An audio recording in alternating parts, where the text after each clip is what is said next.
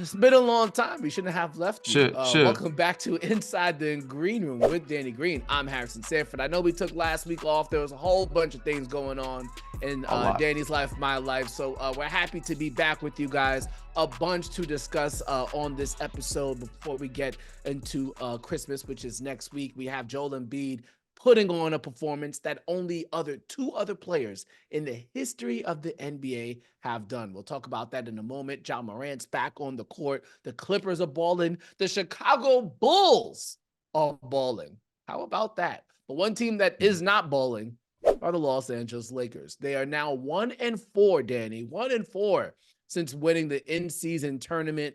And to the point, it got so bad last night that Doc Rivers, of all people, was trending on social media. What is the issue with the Los Angeles Lakers ever since winning that IST? And do you believe that there even is an issue, or is it just something that just happens in the 82-game season? I think the issue is they're not playing on those colorful courts. They might need those colorful courts to get back in rhythm. Nah, but for real, I'm just joking. But I don't think there is an issue. They have up and downs with injuries, guys in and out of rotations, getting the chemistry back. For some reason, they're locking in. There's obviously trade rumors. There's always going to be trade rumors when you're playing for the Los Angeles Lakers, especially alongside LeBron James. So I don't know how D'Angelo Russell's handling that, and also Darvin Ham. But there's been a lot of ups and downs, and some injuries within. AD has been playing pretty well, but he also had a couple ankle tweaks that happened.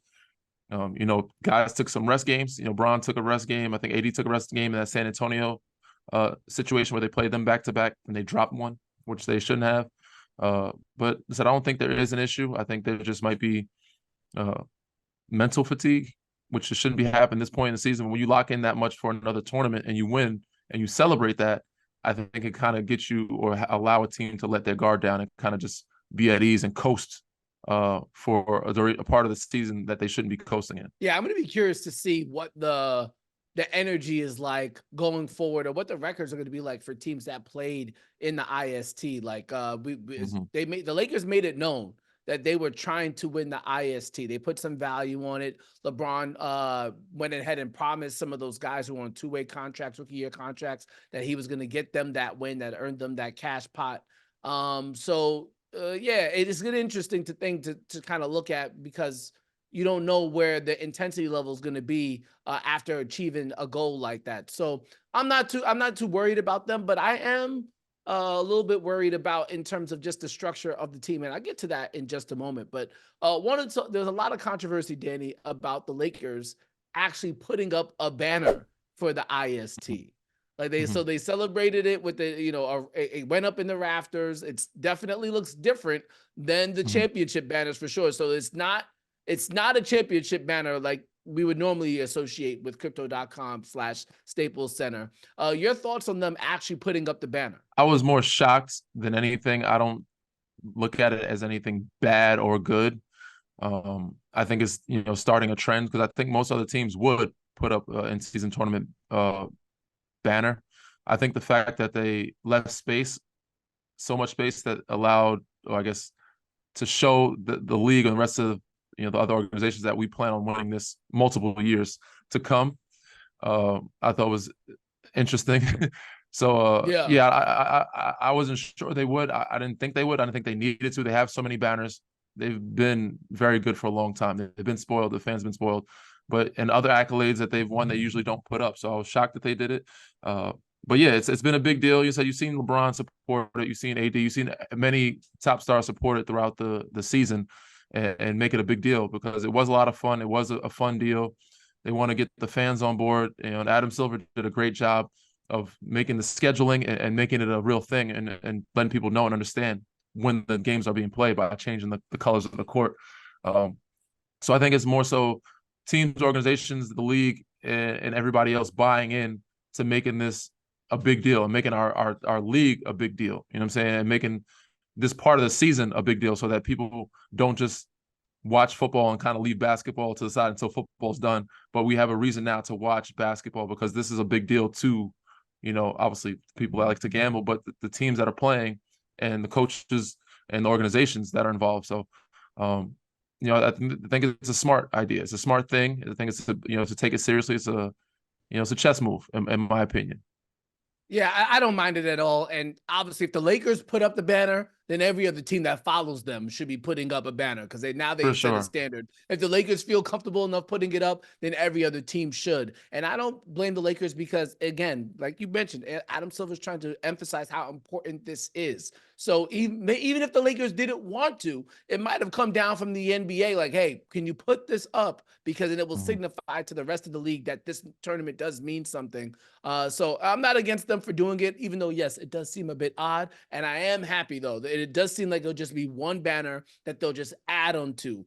And you can't have a situation where you're putting up new banners every year for every time they win. You can't be making space for all that. That's kind of out. That is out of pocket. That would be outrageous. But yeah, you could put the years up. That's all you need to do. So they did it a Yeah. smart way. Chess Yeah, move. just It's a like chess move.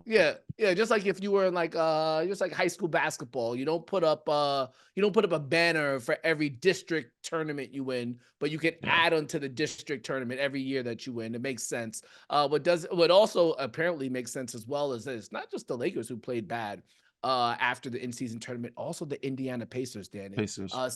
Since then, they've only got 2 wins, 131 and 123 over the Detroit Pistons, 144 to 113 over the Hornets, but losses to Milwaukee, Washington, Minnesota, and the Clippers. So they're 2-4 since the in-season tournament. It's going to be something to watch out for going forward, how teams respond to making it that far in Vegas, and then coincidentally what they do in the regular, quote unquote, regular season games. For sure. But those other losses are acceptable. Those were tough losses. For sure. But the Washington one, I don't think was acceptable for them.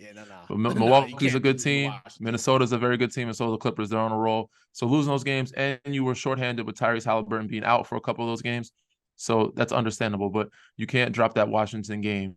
But it's just showing you the lock-in factor, the mental fatigue, or the letdown, or the coasting, cruising phase of it is kind of setting in after playing an in-season tournament championship game.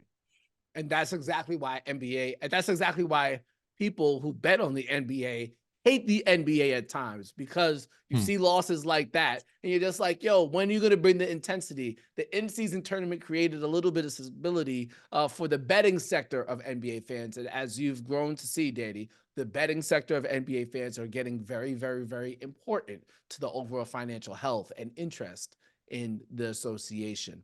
All right, let's continue it going here with this opening segment. And I wanted to talk about Anthony Edwards. And if you guys haven't seen it, he got into a bit of a controversy earlier this week where he had to issue an apology for some insensitive comments that he made in a private conversation, reportedly with a woman that he had been dating and potentially about to have a child with. The comments related to the couple of them deciding if there should be an abortion or not. We're not going to get into the full conversation. We're not going to get necessarily into abortion rights or anything like that. But I did want to illuminate, Danny, the situation in itself, because as I saw it kind of play out on social media to the point where Anthony Edwards had to address it publicly, I thought to myself, man, there's a 22-year-old kid going through some real life drama, and it's playing out not just in his home, not just among his friends. It's playing out for the world to see. And we've seen it a number of times in athletics, in sports, in entertainment, because of social media, and particularly in athletics where a lot of the stars are young. Anthony Edwards, again, is 22 years old. We saw Ja Morant come back, and he's young as well. And a lot of the mistakes that he had to pay for were mistakes he made on social media. As a guy who is a veteran and didn't have to grow up. You grew up in a social media age, but it's nothing like what we see now. Nah, we grew up half and half. Yeah. What would you tell a player like a Ja, like a Anthony Edwards, or any player coming up, how to maneuver in this social media era? Yes, what Anthony Edwards said was bad and it was insensitive, but I think a lot of people might have made that same mistake at his age. They're just not on the Summer Jam screen. For sure. Like It's not magnified as much.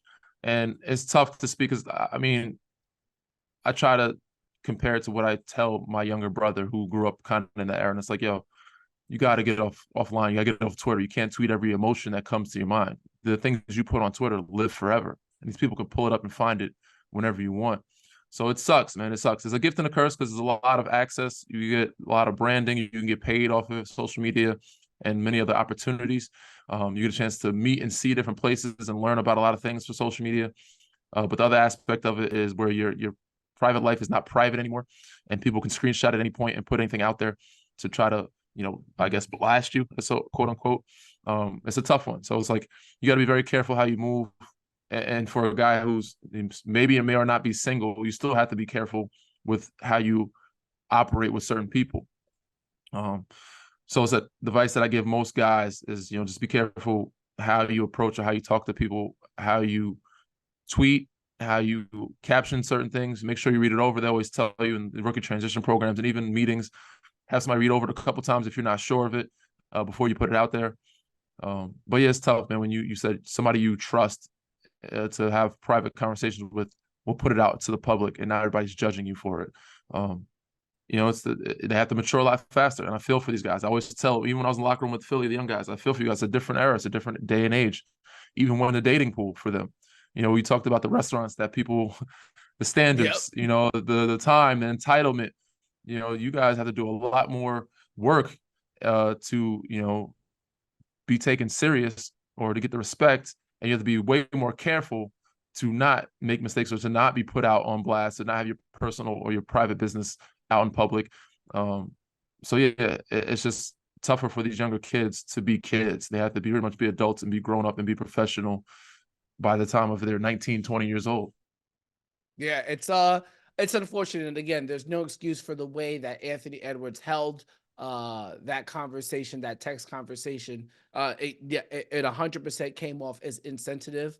But those are real conversations that real people have across the country. It just wasn't handled in a sensitive manner. And two, because of his age, it just seems like he doesn't have, he would have probably, one would assume that if he was a bit older, a bit more mature, he would have handled that better. Be just in this day and age, though, he's just not offered that benefit of a doubt because it's already on social media. And of course, social media is going to take something and they're going to make it 5 times bigger than what it is. It's just the reality of the world that we live in. So Sure. it's just 100% unfortunate. It sucks that he has to learn through this way. His mistakes have to be put on blast, and this is how his mistakes is how he grows up and matures and learns how to handle his situations in the future by getting embarrassed publicly. So I can imagine me at 22, the things that I was saying leak out that I wasn't supposed to leak out through the media, just me being dumb, being a young kid rambling, would get me in trouble when I was in college. Luckily, I had a couple years to go through that, and social media wasn't that big back then that I wouldn't get embarrassed. I would stay locally or within my locker room. Couldn't imagine getting that type of heat or that type of judgment throughout the whole basketball world or the country. Yeah, it's tough. It's tough. So yeah, I understand too. Like to your point, social media does give a lot. Like I'm sure Anthony Edwards has a deal with Adidas because he has a large Instagram following. I'm sure he can have other deals with other companies because of social media and the following that he has. But it also, again, can be a curse. It could be leveraged against you. So I am going to offer him a little bit of grace. But he's got to tighten up. Point blank. Period. Well, when we come back with Inside the Green Room, we're going to switch topics a little bit and get into the MVP race. The first straw poll of the season is out, and the guy that I predicted to win it is at the top of it. We'll discuss that next when we come back from the break. And we're back inside the Green Room. Harrison, Sanford, Danny Green. You guys already know the vibes, and you already know just how damn good Joel Embiid is. Wednesday night, 51 points and 10 rebounds against the Minnesota Timberwolves. One more time, 51 points and 10 rebounds against the #1 rated defense in the NBA in the Minnesota Timberwolves. Oh, yes, and a W. Before we get into the MVP conversation, Danny, I have a little trivia question for you. Joel Embiid is the third player all time to have a 50 and 10 game against a #1 ranked defense. I'll give you 3 strikes. Can you name the other 2? 50 and 10. I'm gonna say 50 and 10 against a #1 defense. I'm gonna throw Bron in there. Strike number 1. Ooh, 50 and 10. Kobe. That is correct. That's one. That's one. Uh, I feel like these are all guards, no bigs in this, correct? Probably no I'm not. bigs. I didn't say So I was this giving away clues. he's a third, so there's only two other people. There's only one other person. There's only one other person who's had 50 and 10 against a number one rated defense in the history of the NBA.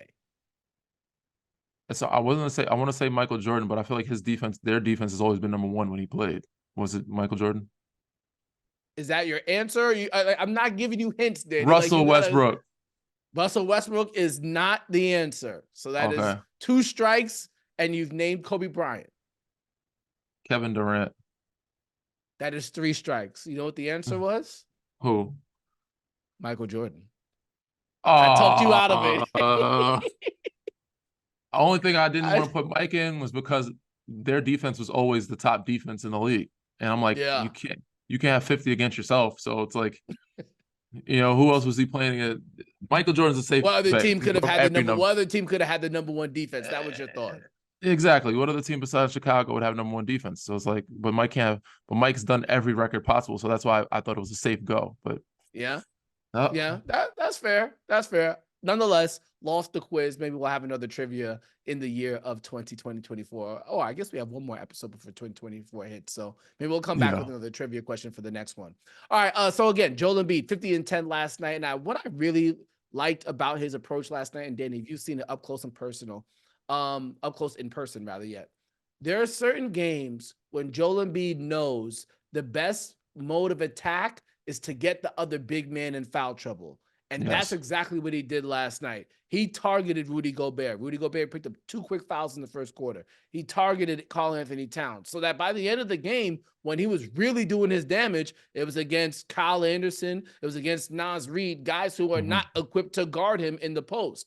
So a big shout out to him. And I've always thought that he was going to win MVP, not just because James Harden is no longer in town, which means he has to carry a stronger workload, but because Nick Nurse is his head coach. And as I've said before on this pod, Joel Embiid's lowest points per game in his career came against the Toronto Raptors. That was the team that guarded him the best throughout the entirety of his career by the stats, at least. And I thought Nick Nurse being with him can help him see the game or see the floor a bit better. My question to you, Danny, as we start the pick and roll, would you take Joel Embiid or the field to win MVP? Assuming health, obviously. Assuming health across the board. I'm assuming health. The way he's been playing, man, the way he's been balling, I'm taking Joel Embiid. Instead, the way Nick Nurse has been coaching him, allowing him to be free and allowing him to also, I don't know if you noticed, but the last couple games, he's been bringing the ball up and playing some point guard. He's been playing point center. So not only is he attacking the big from the top of the key on one-on-one, he's able to find guys in the wing to make that kick so they can't double him from there. If they do double, it's easier for him to find open man. In the post, it's a lot harder for him to make those plays and passes. When you're on the elbow, when you're in the middle of the floor, it's easy to find or pick apart a double team. So him and Tyrese, a 2-game, and the way Tyrese has been playing is opening up the floor for him as well.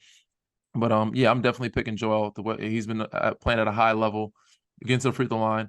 And more impressive to me is just how they focused and locked in and bounced back after a tough loss against Chicago, which they shouldn't have lost. No Zach LaVine, DeMar didn't play his best, but Kobe White and Vucevic was really tough against them in Philly. It came out hot. So for them to drop that game and come back against the Minnesota, one of the top teams in the league, and he had more than enough motivation because he has no problems with Cat anymore. But that him and Cat had a situation way back in the past, and him and Rudy, him playing against those certain big men. Rudy is supposed to be the best defensive player in the league, the best defensive big. It's already in his mind to attack these guys and try to show the world that I can do this against anybody, especially the best defensive guys, and especially against a guy who thinks that he might be better or that I haven't gotten to a fight or two in the past. After a loss, and more than enough, no need for extra motivation, but more than enough for him to come out there and prove himself and also win the game. Not just get his 50 and 10, but win the game. So I was more impressed with that, of not just scoring 50, but making the right plays and making sure that he won the game. Because a lot of times guys will do that. They'll take their personal vendetta against a player and get their numbers, but not play the way they're supposed to play with the team and still lose the game. So it was a good bounce back game for Philly all around, and for him a hell of a win, a hell of a game, and just another reason for people to vote for him for the MVP candidate. Yeah, I don't think anybody else is going to come close to him. I think a Shai Gilgeous-Alexander could come close, especially if OKC stays in that top 3 in the Western Conference. But I do think if you look at a guy like Nikola Jokic, as great as he is, I think that roster is a lot better than the Philadelphia roster in terms of like complementary players For or players sure. that have established themselves. So I think it's not a knock against Jokic to say your team is better than the Sixers overall, and that's going to hurt you in the MVP race. I think everything is pointing towards Joel Embiid winning it, and I don't think anything can change that will do that outside of An injury. unfortunate injury. Yeah. Unfortunate injury. But you Other than can't that, sleep on go go ahead. ahead. You can't sleep on Giannis and Milwaukee the way they've been playing, and also being. It Uh, depends if a team takes a jump to the top of the league record wise, and if Denver does it, if Milwaukee does it, then you have to put them in the conversation. Jokic's numbers are down from last year. He had a couple rough games, a couple bad shooting nights. oh yeah, he Um, did. but you can't count them out just yet because you just never know how their team might start clicking and get hot and get fire. And if they're number one team in the league or West or East with Denver and Milwaukee, they're gonna put Giannis and Jokic in that conversation. Yeah, that's for sure. Speaking of MVPs, Ja Morant looked like one coming back in his Mm-hmm. first game in action earlier this week after serving his 25-game suspension. He had 34 points in his return game, a spin cycle floater over the big to make it a 115 to 113 win over the Pelicans. A buzzer beater is a heck of a way to return to action. Man. And on the other side, Danny, Draymond Green, now he's serving his suspension. It's an indefinite suspension. And according to Shams Charania, he has now begun counseling, and we could see him out for at least 3 weeks, if not longer. Kind of crazy to see how the tables have kind of turned there and where that situation is in Golden State as it pertains to Draymond Green. I'll ask you a question because these two teams seen as a rivalry, and you could very Mm-hmm. well see Memphis in the play-in if they Mm-hmm. continue to if they play well, especially with Marcus Smart potentially coming back later this week. And Golden Mm-hmm. State obviously could be in the play-in as well. If you put those two teams together in a play-in, win or go home. Remember, this happened already. Who do you Mm-hmm. think wins? Remember, it happened, I think, what, 3 years ago? 2 or 3, yeah, Yes. 3 years ago. Grizzlies took on the Warriors in a play-in scenario. It could very well happen again, considering how poor these teams have played for the majority of the season. Who would win? I'm going with Memphis, man. And I will say I got a lot of heat for some, the FanDuel spot that I did. People took what I said the wrong way. Lou Wills counted them out. They said, "Is it time to hit the panic button?" I said, "It's time to hit the reset button." And I think this is the reset they need. With 12 coming back, Marcus Smart coming back. You've seen Brandon Clark and his rehab. I don't know if you've seen the clip or not. Him able to dunk the Yep. ball saying he'll be back by All-Star. This might be the reset that they need and the confidence booster they need to get something going, to be having a good rhythm and playing well. Golden State, I don't see them making many changes. They haven't had a bunch of injuries. CP and Gary Payton are out right now, but even when they were playing, it wasn't like they were playing great basketball to where it's like, they found a rhythm of chemistry. I think it's going to take them longer to find a rhythm of chemistry. Unless they switch something up or change something drastically, I don't see it happening. I think it's going to be a tough road for them. But they did change the lineup some. They have different starters now. But I don't see them getting like an extra, fresh start boost like Memphis will get having these guys coming back. You'll see a Marcus Smart coming back. You'll see a Luke Kennard coming back. You'll see a Brandon Clark at some point. Who knows? You never know. Steven Adams, something may change with his knee, and next he's coming back. They're very good at home, and with 12 leading the charge, he's showing you and proving to you he's one of the better point guards in this league. Regardless, and it's very impressive first game back to do that. And he started off Oh, slow. I That forgot second half, bro. that I fourth forgot quarter, how how dynamic that kid could how be, bro. explosive he is. He came back so explosive that second half, and not just he played a great floor game. He didn't force it; he let it come to him. He didn't shoot a bunch of shots in the first half. He had a lot of assists, finding Jaren for a lob, finding Zaire for little backdoor cuts. He's doing like passing stuff first, and then he started being more aggressive in the second half, and it came to him naturally. So that was more impressive to me than anything because we know how talented he is, but just the floor game, the mental of it, and the poise that he had with his first game being back was like, you know what, this might be the reset that Memphis needs, and I think they're going to be in a good direction. After that win, even though it wasn't against a great team, New Orleans is a good team, but that was a big win for them, confidence booster with having him back game one for him. 100%. That was a great performance from him. Looking forward to seeing what else the Grizzlies can cook up here for the rest of the regular season now that Ja Morant is now back in the lineup. Another team that is also off to a great start or has been playing great basketball, the Los Angeles Clippers, Danny. And we were down Yeah, on them not man, too long man, ago, man. but the Woo. tides have changed. They are 9 and They 1 in the last and 10 they're having games, Danny. fun too. They're having fun. They're out there having a blast. You see Russ over there, which is why I think most of us doubted it because we didn't think that you could give any one of those guys a lesser role and lesser minutes and then be happy about it. The way Russ, I give all the credit to Russell Westbrook to be the starting point guard for that team, having 30 plus points in the playoffs for them, coming back, taking a cut, to be able to take a 15-minute a game role right now and being happy and excited on the bench for his teammates, just as if he was playing the game, allowing those guys to play freely, is what is giving them life and is allowing those guys like James to be himself and play his game and not have to worry about keeping other guys happy. Kawhi, PG even sat out last game, and Norm stepped up big, but they're rolling, man. They're having a lot of fun. They're playing great basketball, and they're doing it against some good teams. So, I'm impressed that I can admit when I'm wrong, and I hope that I continues that way because I do want to see those guys flourish. Some of those guys are ex-teammates of mine, James, Kawhi, of course, Norm. So I definitely want to see some of those guys continue to play well and said make the West even tougher and stronger so that they can give the Denver Nuggets a run for their money. The Minnesota Timberwolves. When you see that type of playoff matchup, man, that's just gonna make basketball that much more exciting. Yeah, that's for sure. For the bettors out there, last night, Luka Doncic's point total was at 36 and a half. 36 and a half against the Clippers. That's If crazy. you're like me and took the under, congratulations. That's just absolutely way too high. That's Oh my crazy. God, 30, He 30. does kill them sometimes, but come on, no Kai too. All attention's on him. That's a Exactly. tough number for him to get with not another. He has some players around him that are good, but with no Kai, another superstar to help him carry the load Yeah, or carry the 36 was tension away from nuts. him. That's Yeah, nuts. They 36, could just 36. double him. Yeah, exactly. That was my thinking when I went into the game, and that's exactly why that bet was a profitable one for me last night. All right, so the Clippers again, 9 and 1, winners of 9 straight. Kawhi Leonard averaging over 28 and a half points in his last 10 games, shooting over 55% from the field, over 55% from the 3-point line. Danny, again, as we talked about, the Clippers are absolutely balling. But so are the Chicago Bulls, who've been without Zach LaVine, but they are 7-3 in their last 10. And I watched that game last night as they took down the Lakers. Kobe White is also hooping as well. I didn't have a lot of respect for his game, but You he wasn't impressed me. familiar. Yeah, I Okay. wasn't familiar with this game, but he Okay. impressed me. He impressed me last night. If you put those two teams together, the Clippers and the Bulls, yes, we know the Clippers are the better team. That's not the debate. But whose recent run has been more impressive to you? The Clippers 9 and 1, That's a tough or the one. Chicago Bulls 7 and 3 without Zach LaVine? I think the way the Clippers have done it has been more impressive.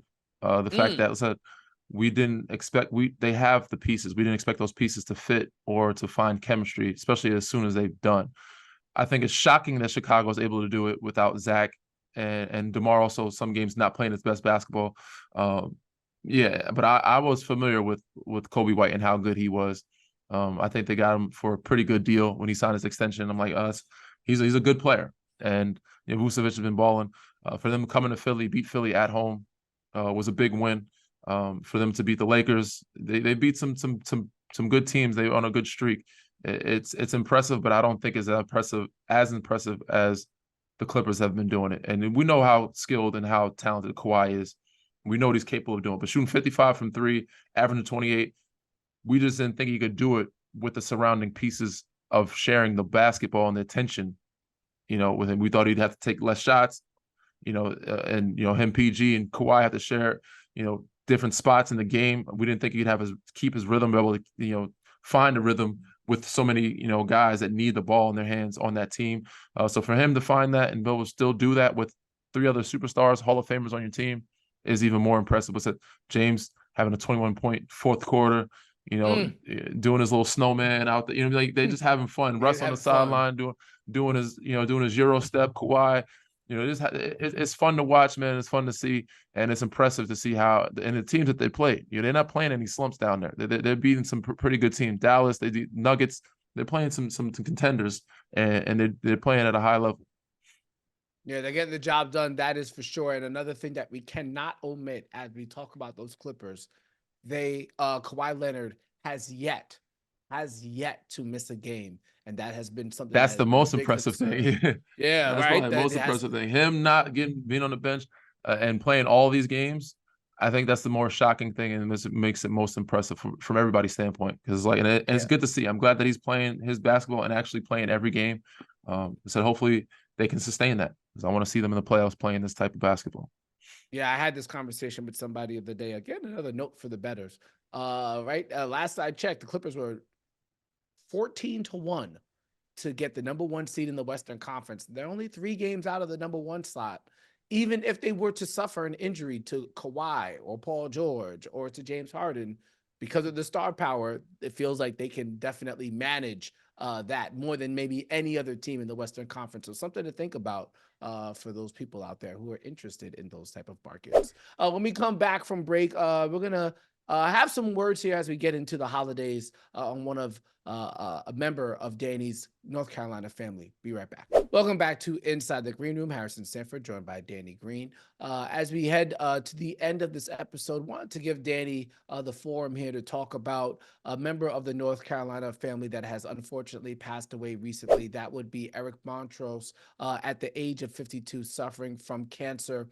He won the 1993 NCAA title as a member of the Tar Heels, was a former top 10 pick in the 1994 draft.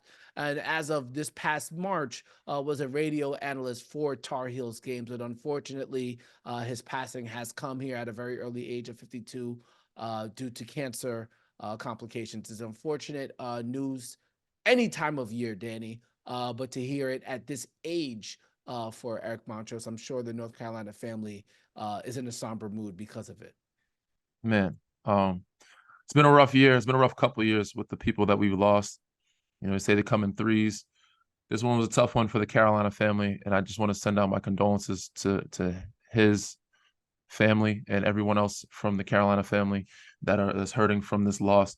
52 years old. He was one of the greatest people. Not only was a great player, obviously he played in the league. He had done some great things at Carolina, but he's one of the greatest people that everybody has ever come across and to put on our uniform and our jersey.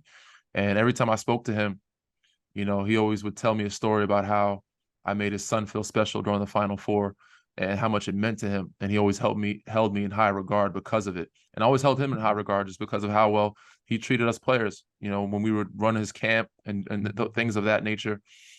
But he's one of the best ones, man. One of the best humans that you would ever meet. And, I'm really, it's hard to fathom, what they're going through. His family, his kids. I think his daughter had just graduated the past Saturday, and he had passed on Sunday. So yeah, I don't know how to put it into words to describe how great he was, but he's the reason why I came forth to give my endowment to Carolina. Anything he came to me with was a great idea from Big E. If he wanted to do it, if he thought it was a good idea, everybody was on board because he just led the way. He paved the way for all of us to do a lot of things. But when it came to supporting Carolina and the Tar Heels and that wearing that Carolina blue jersey and bleeding Carolina blue, he was all about that. And he said he was the main reason why, not only because I wanted to give back to my school and leave a legacy behind, but he's the one that talked. And Coach Williams was one of the people. He would tell you back in the day, he would never ask his players for money. He never wanted us to give back any money. At some point, he did talk to Coach Smith about it because there was some recruiting tactics from other schools saying that, Carolina guys don't care about their program. They don't give back. So he wanted to make a point to change that. And Eric Montross led the way in making sure that, he made us all come together as a group and give back to the school that made us and, how we became adults, how we turned into men and also helped our careers.